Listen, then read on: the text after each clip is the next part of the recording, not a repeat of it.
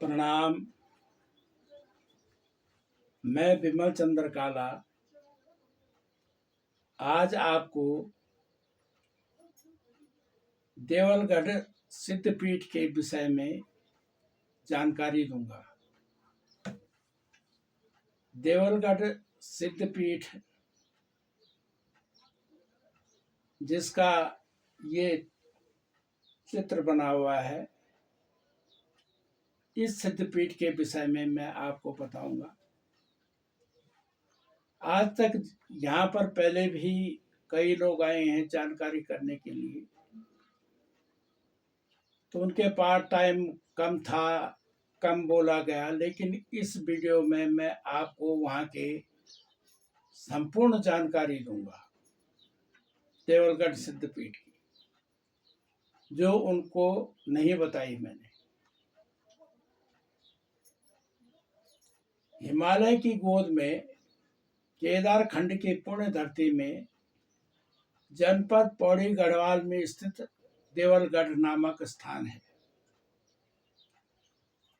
इस स्थान पर कोठियाल जाति के ब्राह्मणों की इष्ट देवी की महिष मर्दनी की 3.5 फीट ऊंची प्रतिमा ग्रेनाइट पत्थर पर एक मंडले में स्थापित थी। इतिहासकारों के लेखन के आधार पर यहाँ पर कांगड़ा के राजा राजपाल ने 12वीं शताब्दी में तपस्या की थी।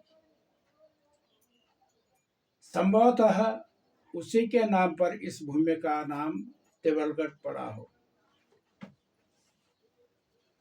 इतिहास में वर्णित है, परमार वंश का संस्थापक राजकुमार कनकपाल 688 में गुर्जर देश या गुजराता से डोल यात्रा पर उत्तराखंड यात्रा पर अपनी कुल की आराध्य देवी अंबिका की प्रतिमा बनासकांठा जिले के गब्बर पहाड़ के ऊपर बने मंदिर से अपने साथ लाया था।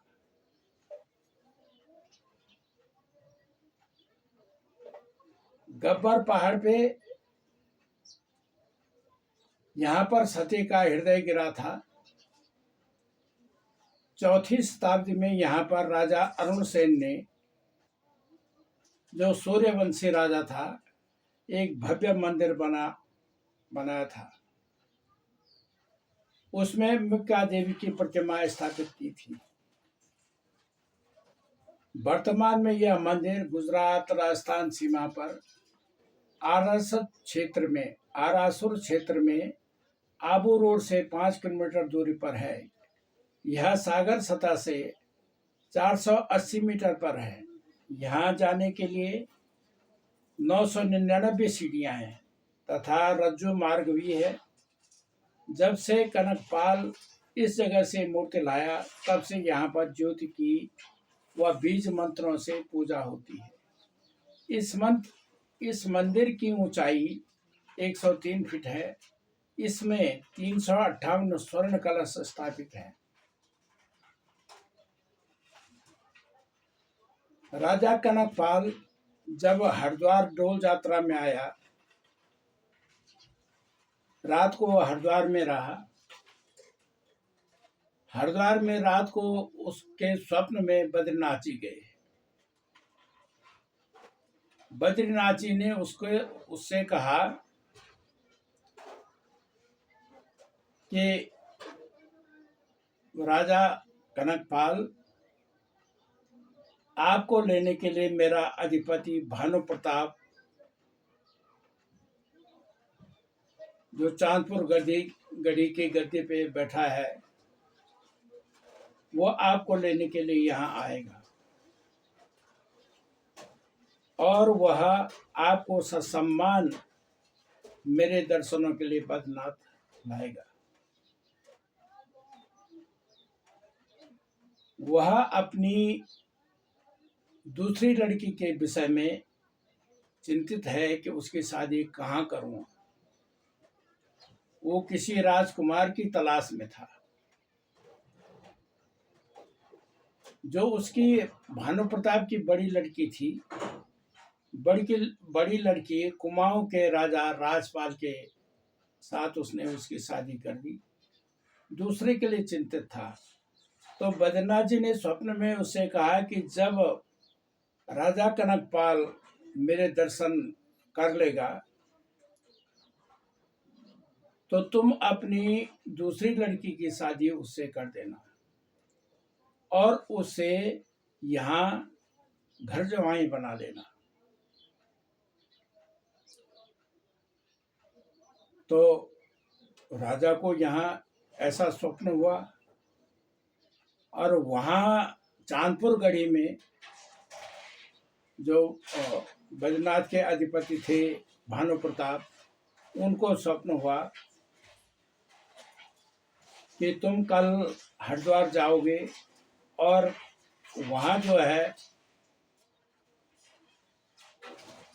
बनासकांठा से राजा कनकपाल आ रखा है डोल यात्रा के लिए। आप उसको ससम्मान मेरे दर्शनों के लिए यहाँ लाना। मेरे दर्शनों के उपरांत अपनी दूसरी लड़की की शादी उससे कर देना और उसे घर जवाई बना लेना। उसी से यह परमार वंश चलेगा। भानु प्रताप हरिद्वार गया। हरिद्वार से वो राजा कनकपाल को अपने साथ ले गया। बद्रीनाथ जी के दर्शन करवाए और उसके बाद उसने अपनी दूसरी लड़की की शादी की बात उससे छेड़ी। राजकुमार तैयार हो गया। 5 गते बैसाख संवत 745 में कनकपाल चांदपुर गढ़ी की गद्दी पर बैठा। उसी समय चीनी यात्री ह्वेनसांग ने अपने संस्मरणों में इस राज्य को शायद स्त्री राज्य कहा है।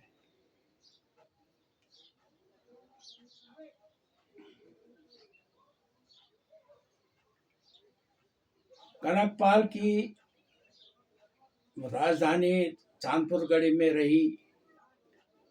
उनके वंशज के 37वां राजा अजयपाल 1512 में अपनी राजधानी देवलगढ़ स्थानांतरित करने का उसने विचार बनाया। वह देवलगढ़ क्षेत्र में आया। उसने सारा अवलोकन किया और वहां अपने कर्मचारियों को नियुक्त कर दिया कि यहाँ पर राजधानी के लिए महल इत्यादि सब चीज सुविधाएं तैयार करो। जहाँ पर वो मडुली थी जिसमें कि महेशमर्दिनी की मूर्ति थी कोठियाल लोगों की, उसने वहां पर उस मडुली को तोड़वा कर एक भव्य मंदिर बनवा दिया। वहीं पर उसने उस भव्य मंदिर के सामने एक लक्ष्मी नारायण का मंदिर बनवाया और बाईं तरफ एक सरस्वती भगवती का मंदिर बनाया।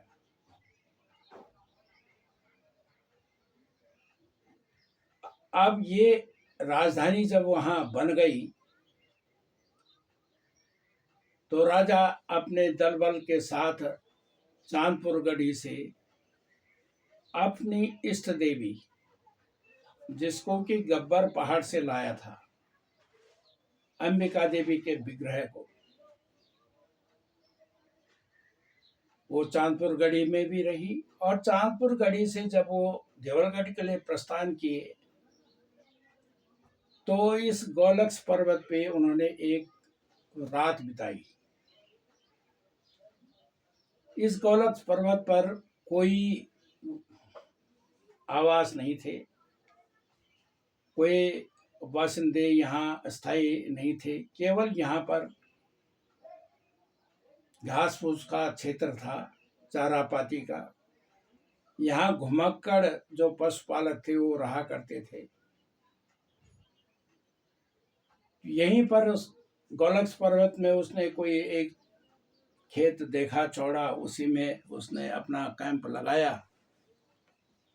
तो जो पशुपालक थे उन्होंने उन कर्मचारियों को पूछा कि भाई कौन है ये। उन्होंने कहा ये राजा अजय पाल हैं। तो नमस्कार नमस्कार हुआ, ये लोग उनसे मिले। पता चला कि कल सुबह ये लोग देवलगढ़ ले जाएंगे इस विग्रह को। जहाँ पर उन्होंने पत्थर के नीचे थोड़ा जगह देखी थी, वहाँ पर एक वो अपना विग्रह रख दिया और वहीं पर दीपक जला के उन्होंने रात को पूजा की। तो गांव के लोगों ने उनसे कहा कि महाराज आप कल सुबह इस मूर्ति को न ले जाएं, क्योंकि परसों विश्व संक्रांति है और विश्व संक्रांति के दिन अगर आप इस मूर्ति को वहाँ ले जाएं तो आपको ज़्यादा पुण्य मिलेगा और हम भी आपके साथ इस डोल यात्रा में शामिल होंगे और अपने वाद्य यंत्रों के साथ बड़े हर्षोल्लास के साथ हम इसको देवी के अंबिका देवी की मूर्ति को वहां ले जाएंगे। तो राजा मान गया। राजा ने कहा कि ठीक है, विश्व संक्रांति के दिन हम ले जाएंगे। ये सारे लोग यहाँ से गए, वाद्य यंत्रों के साथ देवलगढ़ पहुंचे। जो यहाँ पर गौलक्ष पर्वत में जा नहीं सकते थे डोल यात्रा में, तो यहाँ के पशुपालकों ने उनसे कहा कि भाई हम तो ये विग्रह लेके जा रहे हैं, विग्रह वहाँ स्थापित हो जाएगा देवलगढ़ में, तो जहाँ पर ये दीपक ज्योति जल रही है इसको बुझने मत देना, इसकी देखभाल तुम करते रहना। तो उन लोगों ने उस दायित्व को निभाया। अब राजा जब देवलगढ़ पहुंचे, जहां पर महिष मर्दनी की काले रंग की प्रतिमा स्थापित थी, उस काली रंग की प्रतिमा का मुंह था दरवाजे की तरफ। तो राजा ने अपने लाई हुई विग्रह अंबिका देवी के मंदिर को सामने वाले दीवार पे मंदिर के अंदर वहां पर स्थापित कर दिया। रात को पूजन हुआ। उनके गुरुजी थे राजबिलोचन काला, जो कि वहीं गुजरात से आए थे। ये राजबिलोचन काला सुमाड़ी गांव वालों के आदि पुरुष थे, काला जाति के आदि पुरुष थे। तो जब वहां स्थापित हो गया, रात को पूजन हो गया, मंदिर बंद हो गया, राजा भी अपने महल में चले गए, जो गुरुजी थे वो भी अपने कक्ष में चले गए कि अब मंदिर बंद हो गया, सुबह खुलेगा। सुबह जब राजगुरु राजबिलोचन काला जी आए, नहा धो के मंदिर खोला, दिया जलाया, देखा उन्होंने कि यार जो विग्रह हम कल स्थापित किए थे इस दीवार पे, वो तो सामने है जहां पर कि काले रंग की प्रतिमा स्थापित थी, कोठालों की देवी। वहां पर अपने आप अंबिका देवी बैठ गई और वो जो मूर्ति थी कोठालों की, वो यहाँ बाईं तरफ के मंदिर के दीवार पे रखी हुई है। उसको ये आश्चर्य हुआ, उसने कहा यार ये किसने किया? कल तो हमने अंबिका देवी के मंदिर उसमें प्रतिमा को यहाँ स्थापित किया था दैनी तरफ, और आज ये अपने आप वहां पर बैठ गई यार वो मूर्ति यहाँ, ये किसने किया? वो वहां से सीधे राजा के पास गया। तो राजा भी पूजन के लिए मंदिर की तरफ आ रहे थे, भेंट हो गई।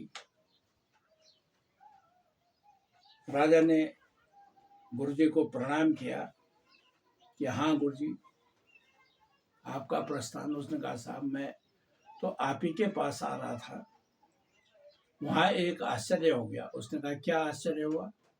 उसने कहा जो अंबिका देवी का विग्रह है वो तो सामने बैठ गया,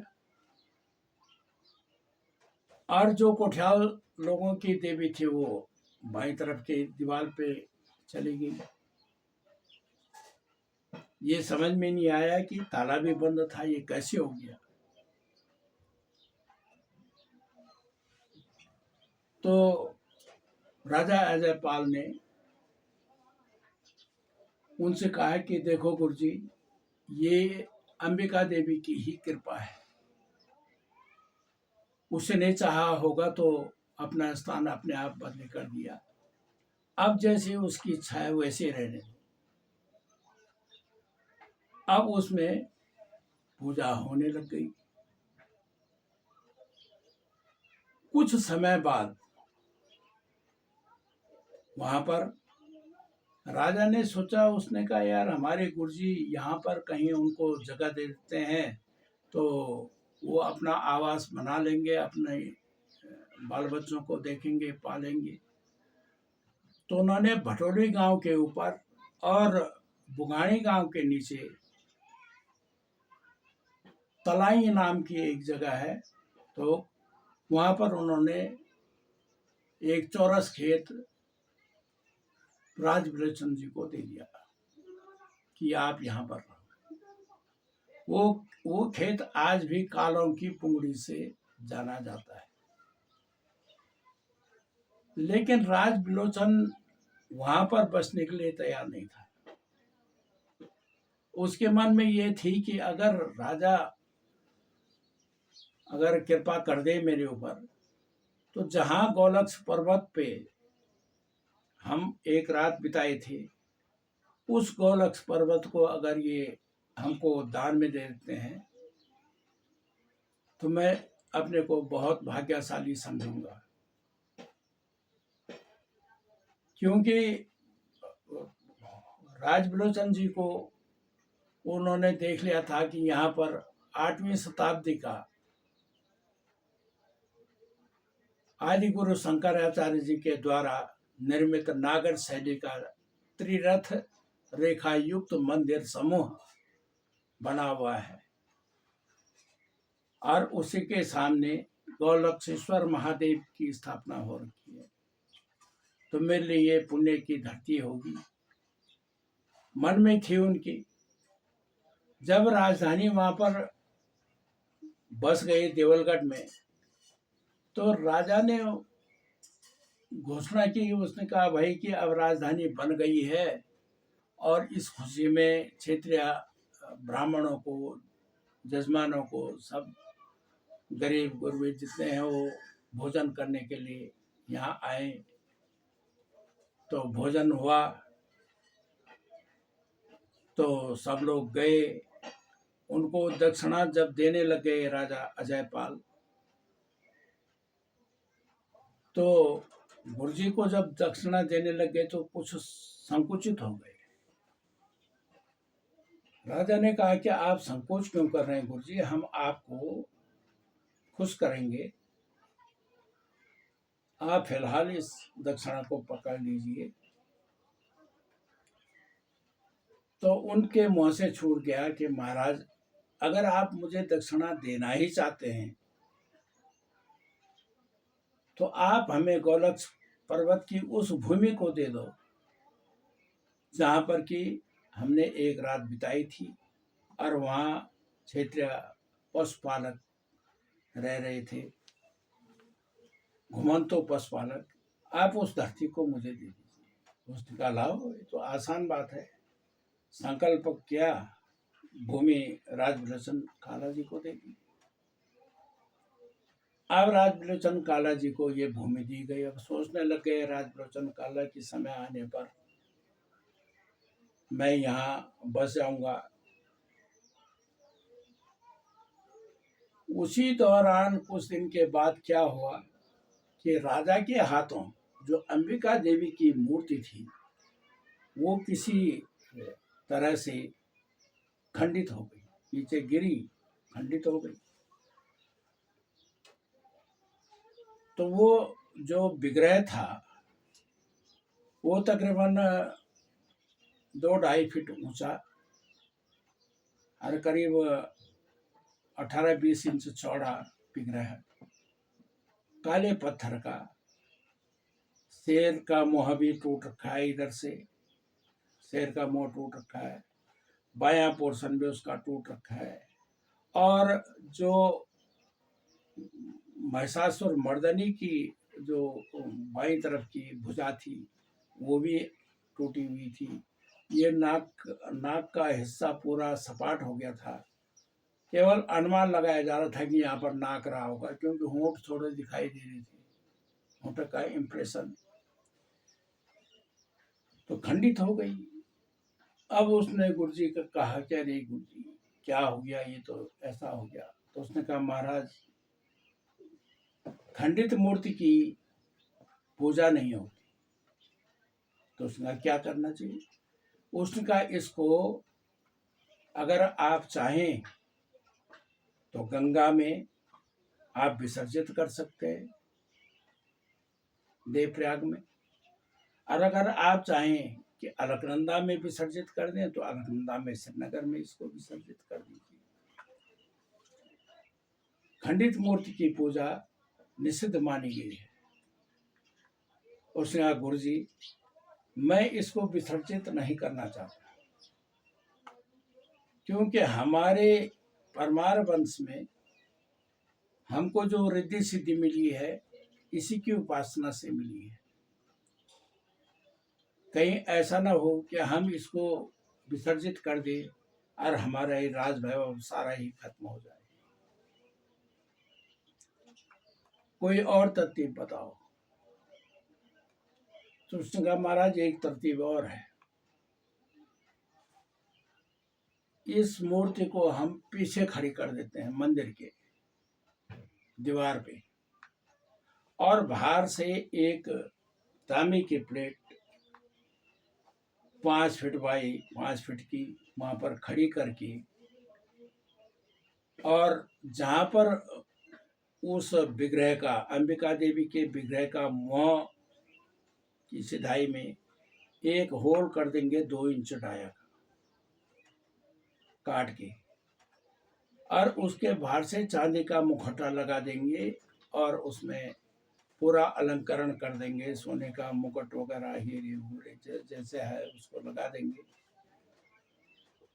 तो वो मूर्ति भी नहीं ढकेगी और इसकी भी पूजा होती रहेगी, और उस क्षेत्र के द्वारा उसकी भी पूजा होती रहेगी। तो उसने कहा, हाँ ठीक है, ऐसा कर लो। पर वो गुरुजी ने कहा कि भाई अगर लोग कल ये पूछेंगे कि वो मूर्ति कहाँ गई, आपने तो ये चांदी का लगा दिया यहाँ पर, तो वो मूर्ति कहाँ गई? तो राजा ने उनसे कहा कि ऐसी अफवाह फैला दो यहाँ कि अंबिका देवी ने राजा अजयपाल को स्वप्न में कहा कि जो मेरे दर्शन करेगा उसकी आंखें अंधी हो जाएंगी। इसलिए राजा ने उसको पीछे ढक दिया कि ऐसा ना हो कि यहाँ पर आने वाले हर आदमी अंधे हो जाए। तो ढक दिया। तो ये चलती रही। उसने कहा, भाई क्या हो गया? उसने कहा, जो उस मूर्ति को देखेगा वो ऐसा हो जाएगा। अब सन 1512 में, सन 1512 में राजा अपनी राजधानी चांदपुरगढ़ी से देवलगढ़ लाया था, और देवलगढ़ में वो 5 साल रहा। 5 साल के बाद जैसे ही 1517 लगा, उसने अपनी राजधानी श्रीनगर स्थानांतरित कर दी अजयपाल ने। अब उस विग्रह, टूटे हुए विग्रह को कैसे ले जाता? उसने जिस स्थिति में था उसी को वैसे छोड़ा और अपनी राजधानी श्रीनगर बना ली।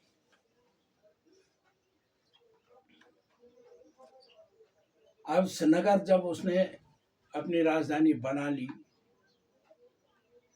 तो जो राजगुरु थे उन्होंने यहाँ गौलक्ष पर्वत पे अपना एक कोठा बनाया और यहाँ रहने लग गए। अब प्रश्न ये उठता है कि भाई जो ज्योति यहाँ जल रही थी अंबिका देवी के नाम की, वैसे ही बनासकांठा के गब्बर पहाड़ पे जो मंदिर है उसमें भी ज्योति की पूजा होती है। जब मैं उस मंदिर में दर्शन के लिए गया, वहाँ के वृद्ध लोग जो थे उनसे पूछा तो उन्होंने यही कहा कि भाई किंवदंती सुनी थी हमने अपने बाप दादों से कि यहाँ का जो राजा कनकपाल था वो अपनी इस इष्ट देवी को हिमालय ले गया था डोल यात्रा के लिए।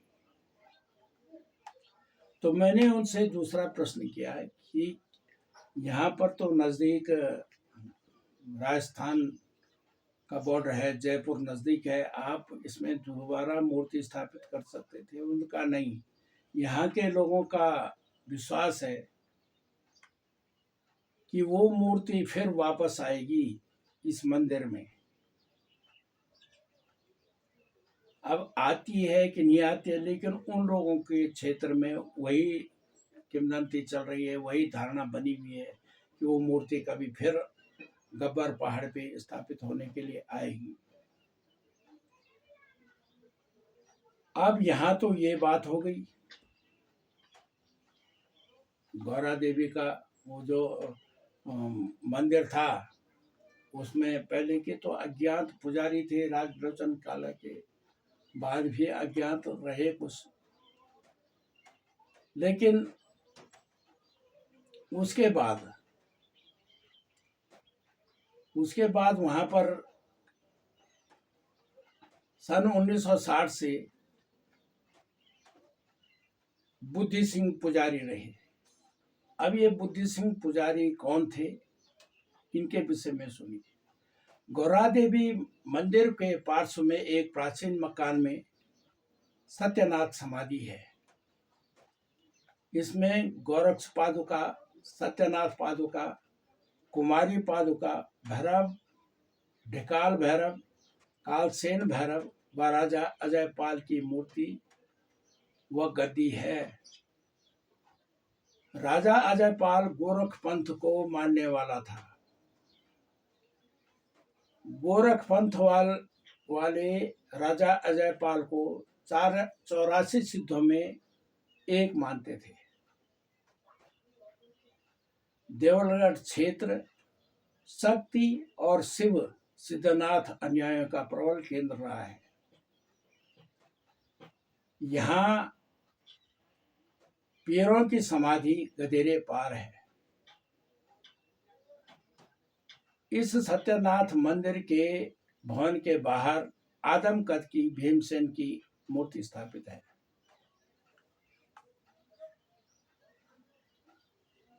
सिद्धनाथ के पुजारियों में पहले के अज्ञात पुजारी रहे। सन 1960 से बुद्धनाथ जी ने पुजारी का अपना वो किया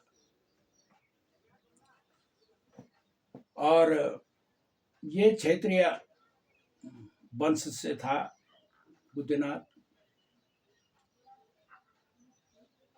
तो इन्होंने जो है वहाँ पर कान फड़वाए और सिद्धनाथ के पुजारी बन गए। गौरा देवी मंदिर में श्री राजलोचन काला के उपरांत अज्ञात रहे। उनके बाद टकोली ग्राम के बहुणा जी, उनके दिवंगत होने के बाद कोई पुजारी न मिला। स्थायी व्यवस्था के लिए श्री बुद्धनाथ ने गौरा मंदिर में दिया बाती का कार्य संभाला। इनके कार्यकाल में 8 तारीख दिसंबर के महीने सन 1986 में मंदिर की चोरी हो गई।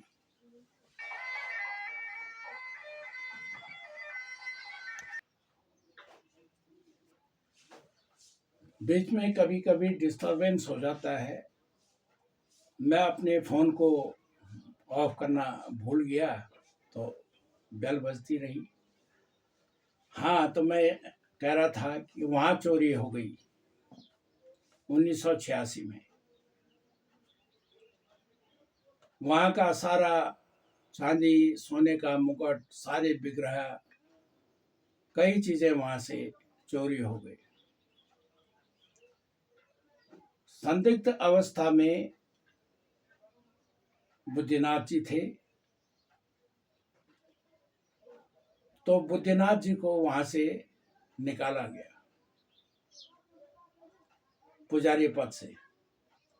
उनके स्थान पर गौड़ा ग्राम के श्री सुरेंद्र प्रसाद कपरान जी को पुजारी नियुक्त किया गया। दिनांक 9/8/2012 को उनके द्वारा अस्वस्थता के कारण पुजारी पद छोड़ना पड़ा। उनके स्थान पर पौड़ी के समीप सोना ढांडरी के शास्त्री विपिन बड़ौनी को नियुक्त किया गया। कुछ दिन बाद इन पर शराब पीने का अभियोग लगा, इन्हें भी हटाना पड़ा। दिनांक 25-26/5/2014 को जमसारी डुगरी पंथ वाले शास्त्री श्री मनीष कपरान को पुजारी पर नियुक्त किया गया। वर्तमान में वही गौरा देवी के पुजारी हैं। इन पुजारियों को हटाने या नियुक्त करने में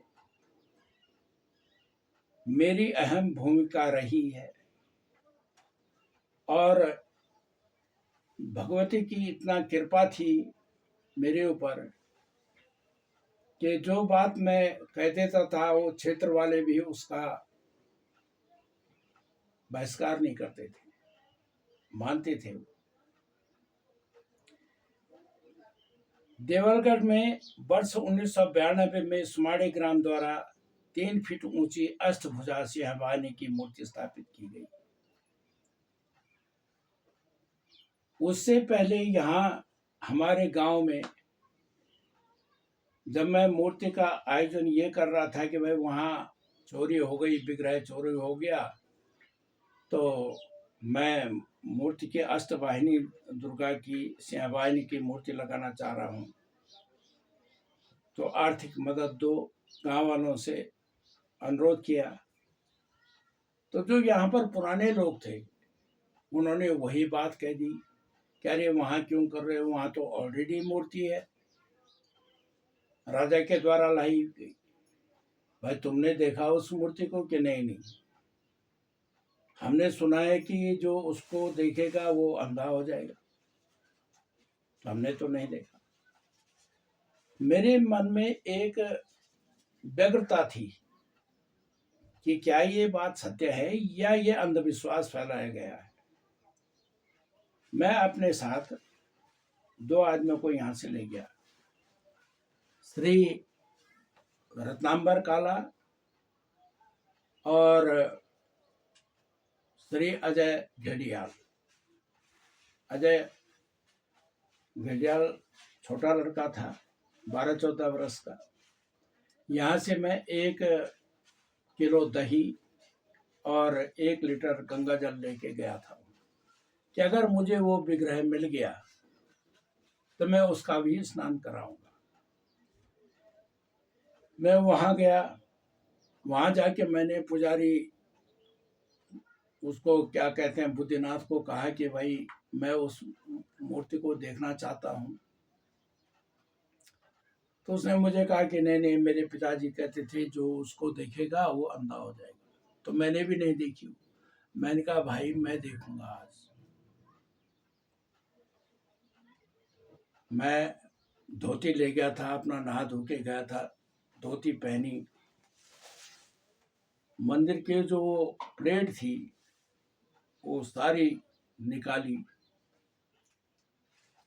मंदिर के खुदाई के करीब 1 फीट नीचे तक वो तांबे की प्लेट निकाली, उसमें देखा हाँ एक होल हो रखा है।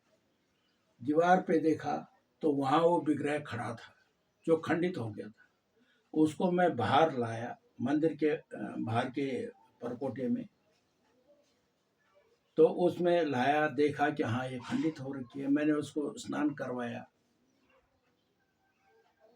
उसको पहले तो पानी, नॉर्मल पानी से किया, उसके बाद गंगा जल से किया, उसके बाद दही का स्नान करवाया, और दही के बाद फिर गंगा जल से स्नान करवा के फिर उसको यथावत स्थान पे रख दिया। तो मूर्ति तो खंडित है और वही है। तो अब देवलगढ़ में उसके बाद 2006 में श्री मोहन प्रसाद कालाजी उद्योगपति द्वारा चांदी का चल विग्रह ले जाया गया और उन्हीं के द्वारा 2021 में बड़ा कलश स्थापित किया गया उस मंदिर में। ये जो राजा अजयपाल थे, इनको 84 सिद्धों में एक मानते हैं गोरखपंथ वाले। टिहरी संग्रहालय में अब जो नरेंद्र नगर में सुरक्षित सावरी ग्रंथ नामक तांत्रिक संकलन में अजयपाल को आदिनाथ कहा गया है। उत्तराखंड के विभिन्न पौराणिक देवताओं की स्थलीय होने का भी परमार शासकों पर प्रभाव था। श्री बद्रीनाथ, केदारनाथ, गंगोत्री और यमुनोत्री के प्रति इनमें अपार भक्ति थी।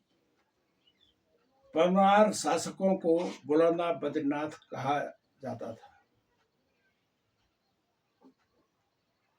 तो सुमाड़ी का जो ये लगाव था गौरा के प्रति, वो आज भी निभाया जाता है। विस्वत संक्रांति के दिन,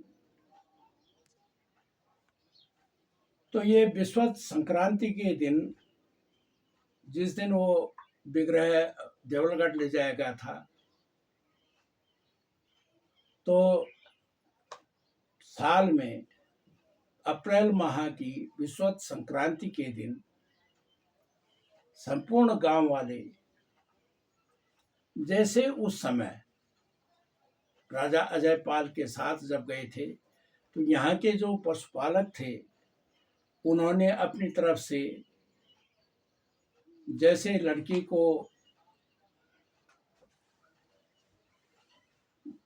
उनको दिया जाता है प्रसाद के तौर पर, कुछ कलेवा दिया जाता है बांटने के लिए, जो सौहार्दपूर्ण वातावरण बनाता था, तो वैसे रोट अरसे आज भी मनाए जाते हैं। और उनको लेके संपूर्ण गांव विस्वत संक्रांति के दिन ढोल दमाओं के साथ भजन कीर्तन करते करते देवलगढ़ मंदिर में जाते हैं। और देवलगढ़ मंदिर में जाके ये भी एक किंवदंती पहले से चल रही थी कि वो जो मूर्ति है काला लोगों के छूने पर ही उठती है, अन्य लोग उसको उठाएंगे तो वो भार बढ़ा देती है। हाँ, काला लोग अगर उसको उठाएंगे, उनके साथ कोई और बल लगाएगा अन्य जाति वाला, तो उठ जाएगी। लेकिन काला लोगों का जरूरी है। तो ये प्रथा तो अभी तक भी चल रही है। यहाँ से विश्व संक्रांति के दिन जाते हैं और वो तो स्थायी थी। उसके बाद जब मैंने वहाँ पर सिंहवाहिनी की मूर्ति स्थापित की, तो मैंने एक विग्रह संगमरमर का वहाँ पर स्थापित किया।